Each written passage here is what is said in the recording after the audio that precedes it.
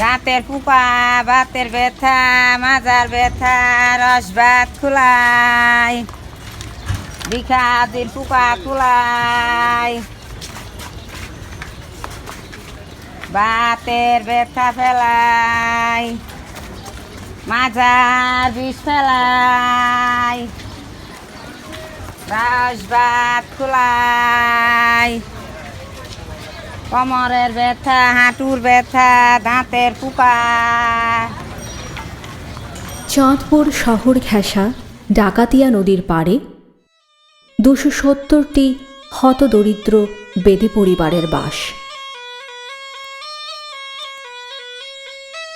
ডাকাতিয়া নদীটি এখান থেকে 1.5 কিলোমিটার দূরে প্রমত্তা মেঘনা নদীতে পড়েছে।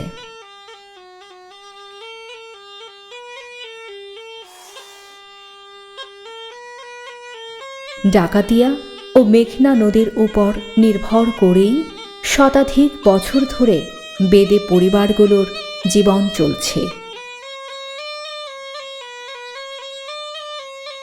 ডাকাতিয়া নদীর বেদেরা সান্দার গোত্রের, অর্থাৎ এরা সবাই মৎস্যজীবী। নদীতে মাছ কমেছে, নদীর নাব্যতাও কমেছে।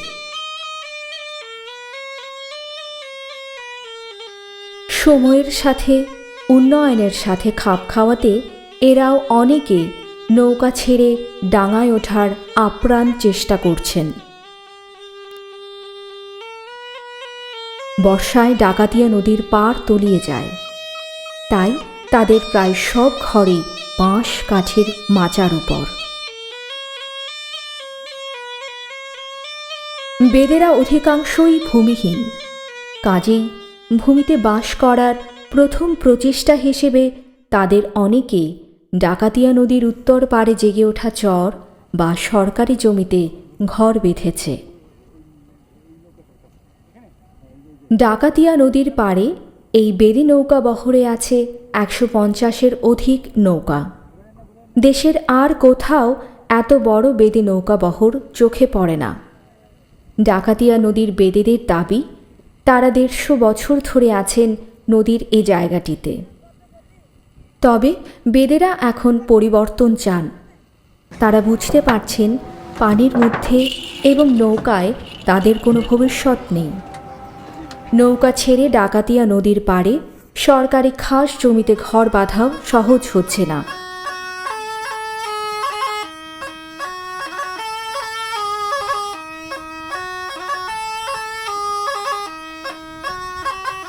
শুরুর দিকে 2013 সালে তারা যখন ঘর তুলতে শুরু করেন, তখন তাদের উপর সন্ত্রাসী হামলা হয়েছে এমন অভিযোগ করেন তারা।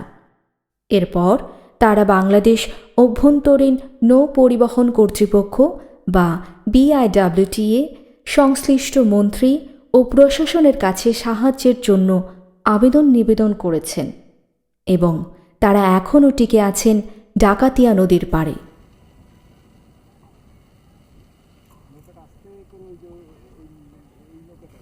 এখানকার বেদেরা বলছেন ডাকাতিয়া নদীই তাদের ঠিকানা, এখানেই তারা ভোটার। কাজেই ডাকাতিয়া নদীতে যে ভূমি জেগে উঠেছে সে ভূমিতে তাদেরই অধিকার বেশি। আমাদের মনে করেন স্যার, ওখানে জমিন জমা কাটাইতেছি স্যার, এটি আমাদের জীবন না স্যার। এভাবে নৌকায় মানুষও থাকবে না স্যার। আর ওখানে স্যার এই যে সরকারিভাবে যেরকম মানুষের ঘর বাড়ি পাইতেছে, আমাদের স্যার এরকমভাবে পাইতেছি না স্যার। আমাদের সরকার দেব না স্যার। আমাদের সরকারি নাগরিক অধিকার আছে পাওয়ার জন্য।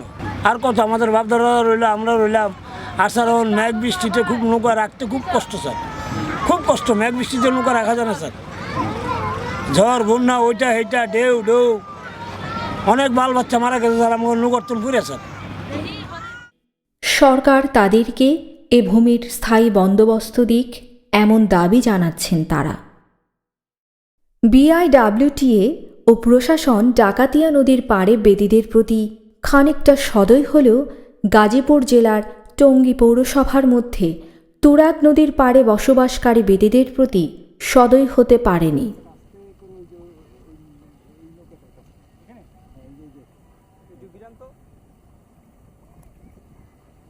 টঙ্গী ব্রিজের ঠিক পশ্চিমে তুরাগ নদীর উত্তর পাড়ে 2019 সালের শুরুতেও ছিল 300টির মতো বেদে পরিবারের ঘর বসতি।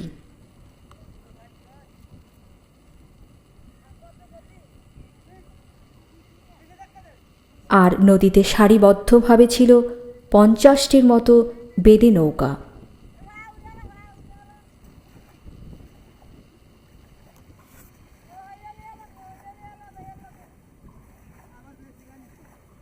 নদীর পাড় দিয়ে BIWTA তৈরি করে দিয়েছে ওয়াকওয়ে।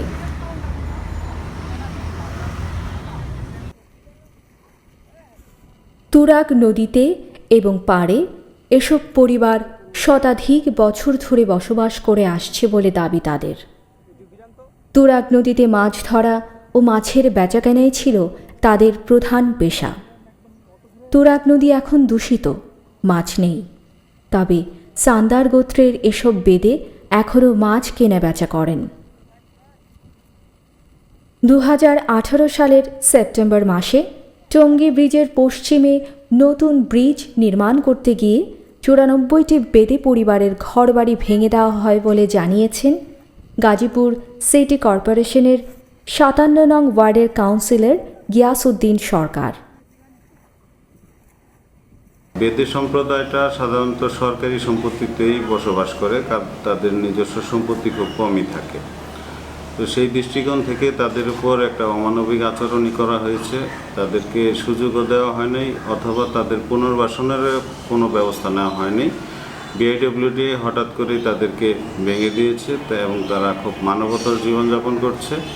এই মুহূর্তে তারা কে কোথায় আছে সকলের অবস্থানও আমার জানা নেই, কারণ যে যেখানে সুবিধা পেয়েছে ভাড়া হিসাবে বা নৌকায়, ইভেন তাদেরকে নৌকায় থাকাটা নিয়েও বিভিন্ন রকম জটিলতা আছে, কারণ আপনারা জানেন নিরাপত্তার একটা বিষয় আছে, প্লাস নদীতে নৌকায় থাকবে এটা নিয়েও BIWTA একটা মাথা ব্যথা আছে, তারা এটাকেও প্রশ্রয় দিতে চাচ্ছে না।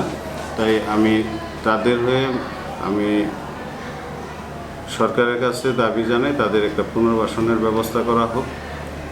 আমাদের রাষ্ট্রনায়ক জননেত্রী শেখ হাসিনা এই ব্যাপারে খুবই স্পর্শকাতর অবস্থায় আছেন। উনি সবসময় যারা দরিদ্র বা হতদরিদ্র তাদের খোঁজখবর নেন এবং চেষ্টা করেন তাদেরকে কিছু করার জন্য। তাই আমি মাননীয় প্রধানমন্ত্রীর কাছেও অনুরোধ জানাই, বিনীতভাবে অনুরোধ জানাই তাদেরকে পুনর্বাসনের একটা ব্যবস্থা যেন অচিরেই নেওয়া হয়। শহর থেকে দূরে গাজীপুর জেলারই আরেকটি জায়গা কাকালিয়া গ্রাম।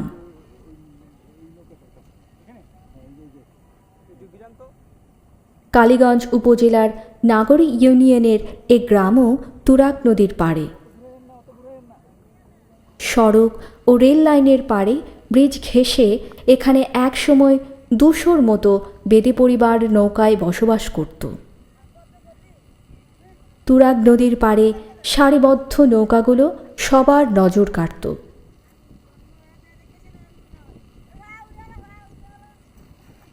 ধীরে ধীরে নৌকাগুলো কমতে থাকে। 2016-তে এসে নৌকার সংখ্যা 60-এর কম বেশি, আর 2018 সালে 7-8। নদীর পাড়ে নৌকার বেশ কিছু ছই চোখে পড়ে। সেখানে বাস করে বেশ কিছু বেদে পরিবার। অনেক নৌকা পরিত্যক্ত অবস্থায় পচে গলে যাচ্ছে।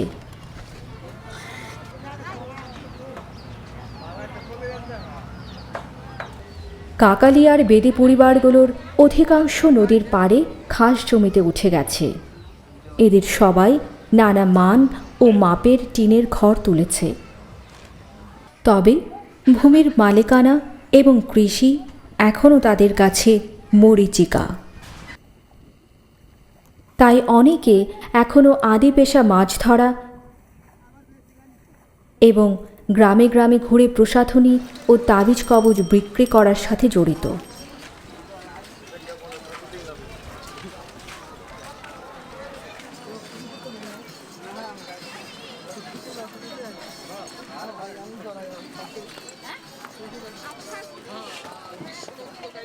আবার কেউ কেউ পার্শ্ববর্তী পোশাক কারখানায় কাজ করছেন। কিন্তু একটি বিষয় পরিষ্কার, তারা আর নৌকায় ফিরবেন না। দেশব্যাপী অধিকাংশ বেদেই নৌকা ছেড়েছেন। পদ্মা নদীর পাড়ে মুন্সিগঞ্জ জেলার লৌহজং উপজেলার খড়িয়া, গোয়ালিমান্দ্রা ও কনকসার গ্রামে আজ যে 10,000-এর অধিক বেদের ঠিকানা, তারা একসময় ছিলেন নৌকার মানুষ। এই গুচ্ছ গ্রামে আপনার পরিবার কতদিন আছে? হ্যাঁ, কয় বছর? 30 ঘর। কতদিন ধরে? 16 বছর। হ্যাঁ, 16 বছর। 16? ও, এই ঘরগুলো এতদিন ধরে আছেন? এখানে তো আগে আসছি, খেয়াল করিনি। নৌকায় করে চারিদিকে ছুটতেন তারা। পদ্মা ভেঙেছে, গড়েছে, তাদের জীবনও ভেঙেছে, আবার নতুনভাবে গড়েছে। পদ্মা পাড়ের এসব বেদের এখন আর নৌকা নেই।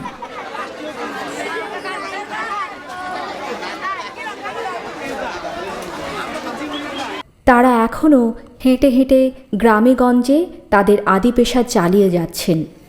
কোমরে ব্যথা ফেলাই, দাঁতে পোকা ফেলাই, মাথার ব্যথা, বাতের ব্যথা, দাঁতের পোকা, বাতের ব্যথা, মাজার ব্যথা, রস ভাত খুলাই, বিখাদির পোকা খুলাই, কোমরের ব্যথা ফেলাই, মাজার বিষ ফেলাই।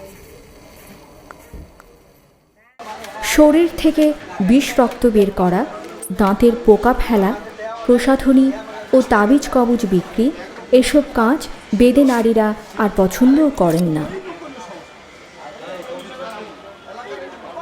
উনার মানুষই বান মারছিল, খেতে করছিল, বুঝছেন? তার আমি ওষুধ দিছি, নাভি খুলছি, টাইনে দিছে, আল্লাহ তো ইনশাল্লাহ তো ভালো। আদি পেশার এখন আর কদর নেই, এসবে রোজগারও কমে গেছে।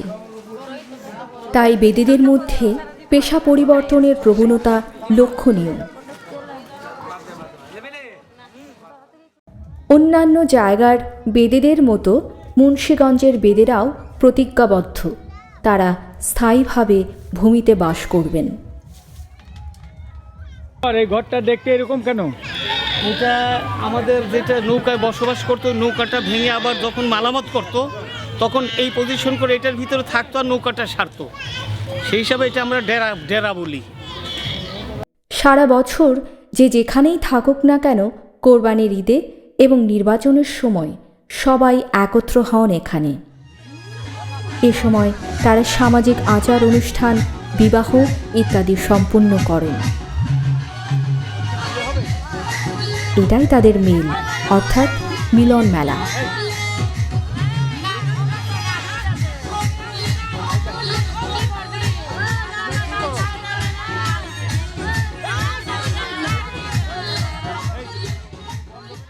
মেল মানেই আনন্দ উৎসব।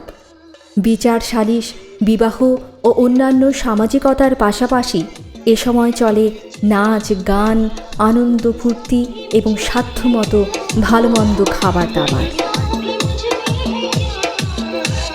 হিন্দি ছবির নাচ গানের সাথে তাল মিলিয়ে বেদে যুবক যুবতীরা উন্মত্ত হয়ে ওঠে বিয়ের অনুষ্ঠান বা সান্ধ্যকালীন আয়োজনে। আর তাদের ঘিরে জড়ো হয় নানা বয়সের মানুষ।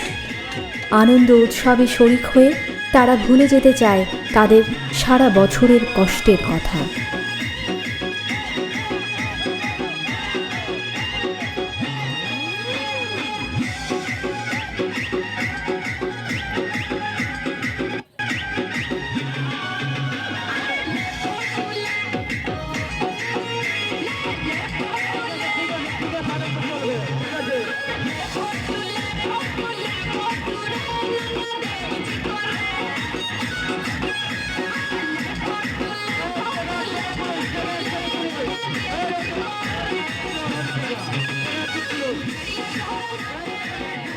নদী থেকে ভূমিতে স্থায়ী বসতি গড়ার আরেক উদাহরণ বরিশালের টর্কিচর বেদেপল্লী। গৌড় নদী পৌরসভার মধ্যে এ বেদেপল্লী গড়ে উঠেছে আড়িয়াল খাঁ নদীর একটি শাখার পাড়ে।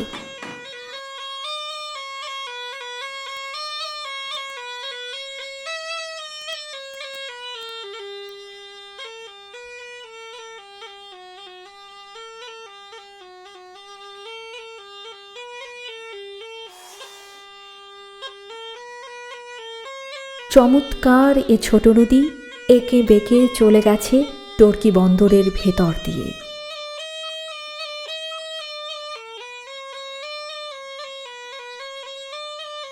এই নদীর পশ্চিম পাড়ে 7টি বেদে পরিবার চমৎকার সব ঘর তৈরি করেছে।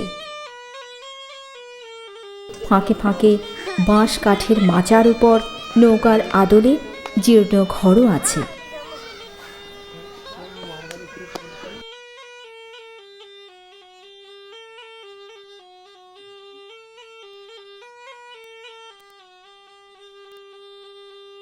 পঁচিশ বছর আগেও তারা সবাই ছিলেন নৌকার বাসিন্দা। তখন থেকে তারা কিছু কিছু জমি কিনে এখানে স্থায়ী বসতি গড়ে তোলেন। আমাদের এই ঘর বাড়ি এখানে 22 থেকে 22-23 বছর হবে। আমরা নৌকার টিকা টর্কির চরে এই বসবাস করেছি 22-23 বছর হয়েছে। জায়গা কিনেছি, কীভাবে সেটা শুরু করলেন? এই তো আস্তে আস্তে প্রথম দিয়ে আমি নিজে কিনছি। আমার কেনার পরে আস্তে আস্তে আমার আরেক ভাই কিনছে, আরেক ভাই কিনছে, আরেক ছেলে কিনছে, আরেক মেয়ে কিনছে। এইভাবে সহযোগিতায় আমাদের প্রায় 60-70 ঘর হয়ে গেছে। যখন নৌকা ছিলাম তখন ধরুন আজকে টর্কির বন্দরে কাছে নৌকা লাগাইছি, এইখানে 2-4 দিন থাইকিয়া ব্যবসা বাণিজ্য করছি।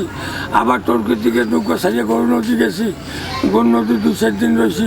আবার গরু নদী থেকে পিঁপড়েকাঠি গেছি, ওখানে 2-4 দিন রয়েছি।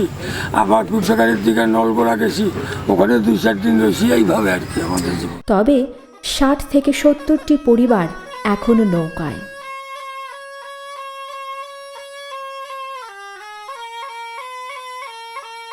যারা ভূমিতে ঘর বেঁধেছেন তারা তাঁবু নিয়ে, আর যাদের এখনো নৌকা আছে তারা নৌকায় করে চারিদিক ছুটেন আদি ব্যবসা করে রোজগারের খোঁজে। আপনি আমাদেরকে একটু বলেন যে এই যে আপনি সারা জীবন ধরে একজন বেদে নারী, আপনার কি পেশা, কিভাবে আপনার জীবন চলে? আমার জীবন ইনশাল্লাহ ভালোই চলে। আমি সিঙ্গা লাগাই, পুকুটাই, বাতের চিকিৎসা করি, ঘাসান্তর দিয়ে ডায়াবেটিসের চিকিৎসা করি। তবে ঘাসান্তর ওষুধ দিয়ে মানুষের ক্ষতি হয়, পেটে তাবিজ তোমা খায়, এগুলো ইনশাল্লাহ আমি চেষ্টা করি। ইনশাল্লাহ তা আমার পরিবেশ ভালোই চলে। আমাদের বাংলাদেশের তো বেদে আছে, সবাই চাচ্ছে যে একটু জায়গা জমি করে তাদের ছেলেপান লেখাপড়া করাবে, লেখাপড়া করে তারা নিজেদের যে ব্যবসা আছে এটা চেঞ্জ করে অন্য ব্যবসায় যাবে, চাকরি বাদা করবে ছেলেরা। ফ্যামিলির ভবিষ্যৎ দেখতে চাই, যেরকম আমার ছেলে বড় হবে এবং লেখাপড়া করে শিক্ষিত হবে, চাকরি করবে, এটাই আমার স্বপ্ন। বেদেদের ভূমির আকাঙ্ক্ষা, শিক্ষার আকাঙ্ক্ষা এবং পেশা পরিবর্তনের আকাঙ্ক্ষা কত প্রবল তার দেখা মেলে সাভার পৌরসভার 1 নম্বর ওয়ার্ডের 4টি বেদে পল্লীতে।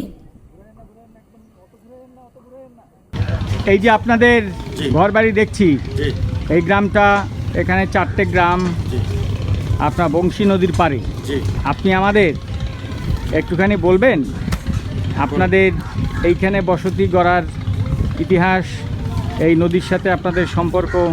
আমাদের নৌকাগুলি যখন বাপদাদারা নিয়ে আসতো তখন আমাদের এই নদীর পাড় দিয়ে আমাদের নৌকাগুলি থাকতো।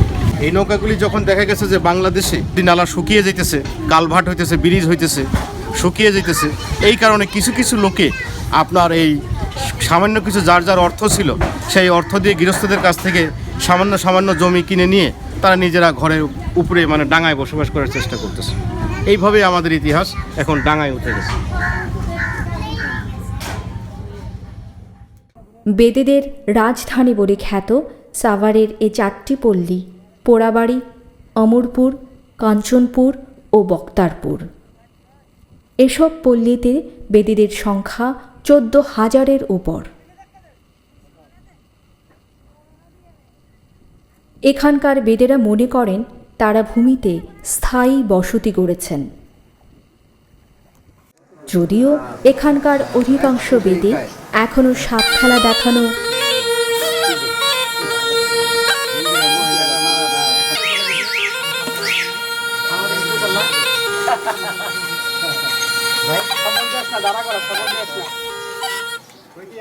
তাবিজ কবজ, প্রসাধনী বিক্রি, দাঁতের পোকা ফেলা, শিঙা লাগানো এইসব ঐতিহ্যগত ব্যবসার জন্য ছোট ছোট দলে ভাগ হয়ে দেশের সর্বত্র ছড়িয়ে পড়েন।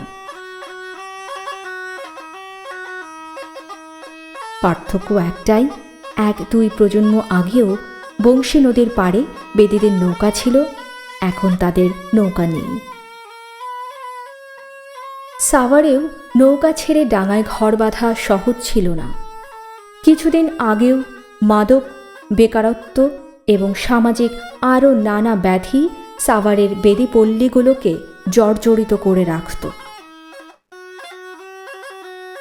সেখান থেকে উত্তরণের জন্য কয়েক বছর আগে এখানে তৈরি হয়েছে উত্তরণ ফাউন্ডেশন নামে একটি প্রতিষ্ঠান।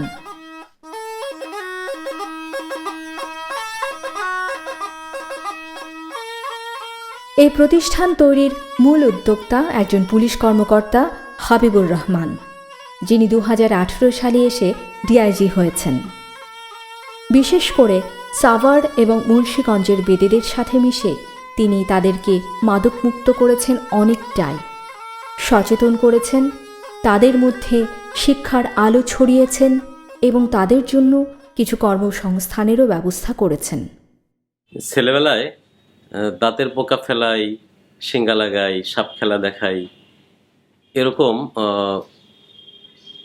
একটি ঝুলি কাঁধে করে বাড়ির পাশ দিয়ে আমি দেখেছি শুকনো মৌসুমে কখনো কখনো হেঁটে যেতে এবং বর্ষা মৌসুমে কখনো নৌকায় করে যেতে, এরকম সুর করে তারা মানে আহ্বান জানাতো সবাইকে আর কি। তো সেই আহ্বানটা আমরা শুনেছি একসময় আমার দাদি এবং মুরব্বীরা অনেকেই তাদেরকে বাড়িতে ডেকে নিয়ে তাদেরকে বিভিন্ন ধরনের চিকিৎসা নিত, টোটকা চিকিৎসা নিত, ঝুলি, কখনো কখনো তাদের দেখে ভয় পেতাম। তো সেই ভিতরের কৌতূহলটা ভেতরে আমার কাজ করেছি, মানে ছিল। তো বড় হয়ে চাকরি করতে গিয়ে যখন ঢাকা জেলার পুলিশ সুপার হয়েছি, তখন সেখানে কাজ করতে গিয়ে আমি যে বেদে সম্প্রদায় এবং তারা একটি মাদক ব্যবসায়ের সাথে ঝুঁকে গেছে যখন আমি শুনতে পাই, তখন আমার কাছে সেই আমার পুরনো স্মৃতিটা ভেসে ওঠে এবং তাদের বাস্তব অবস্থাটা কি জানার জন্য আমার ভিতরে কৌতূহল জাগে।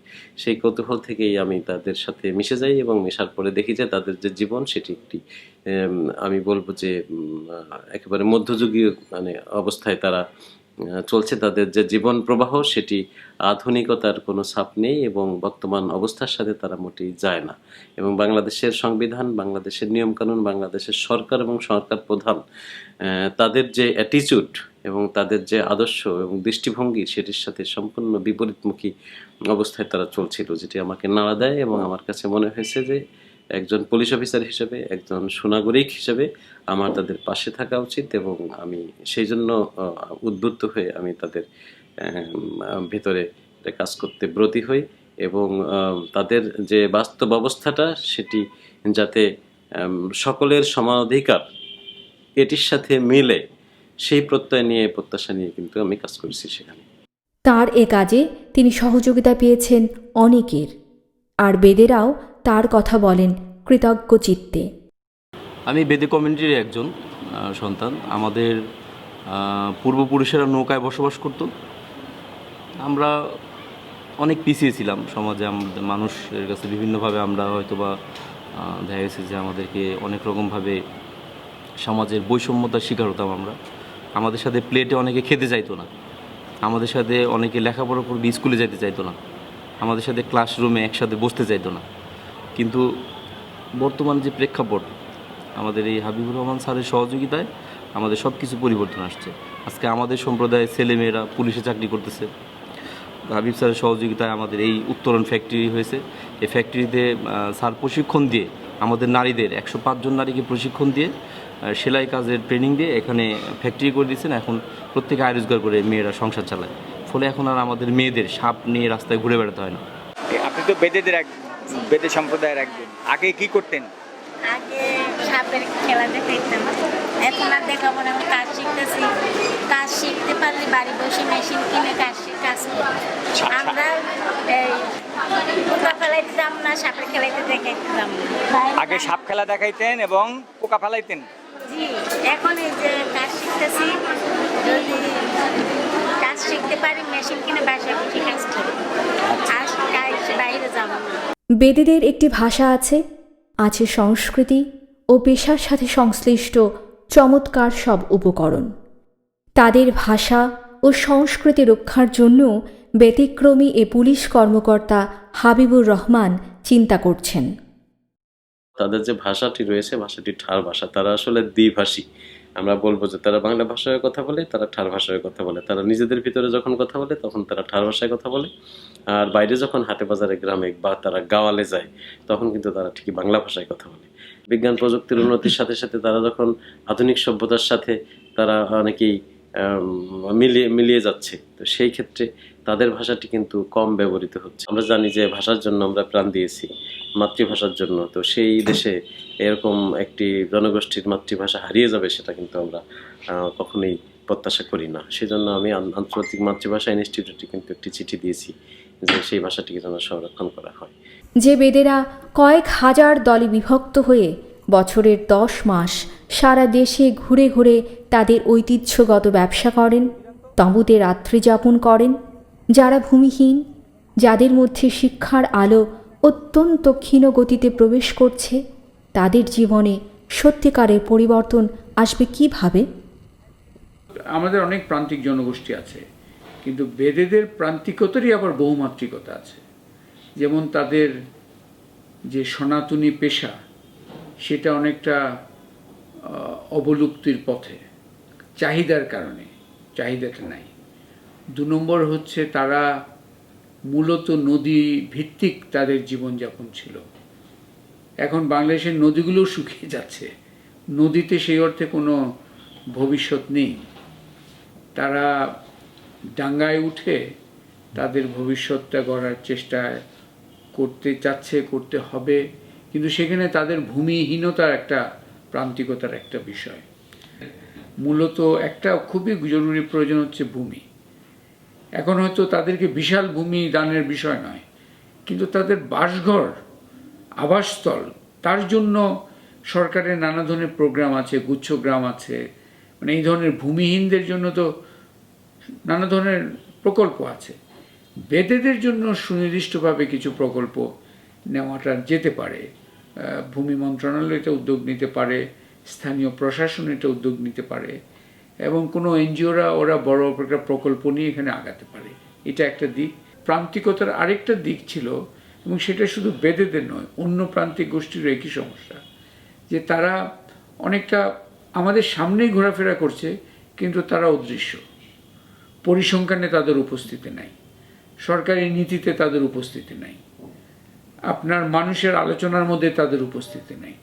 তো তাদের দৃশ্যমান করা খুব জরুরি। আমরা যে কাজটা করছি আমাদের সেন্টার পিপিআরসি এবং শেডের সাথে মিলে, তার অন্যতম একটা কাজ হচ্ছে এইসব প্রান্তিক গোষ্ঠীকে পরিসংখ্যানের মাধ্যমে নীতিপত্রের মধ্যে অবস্থান করে দিয়ে দৃশ্যমান করতে হবে।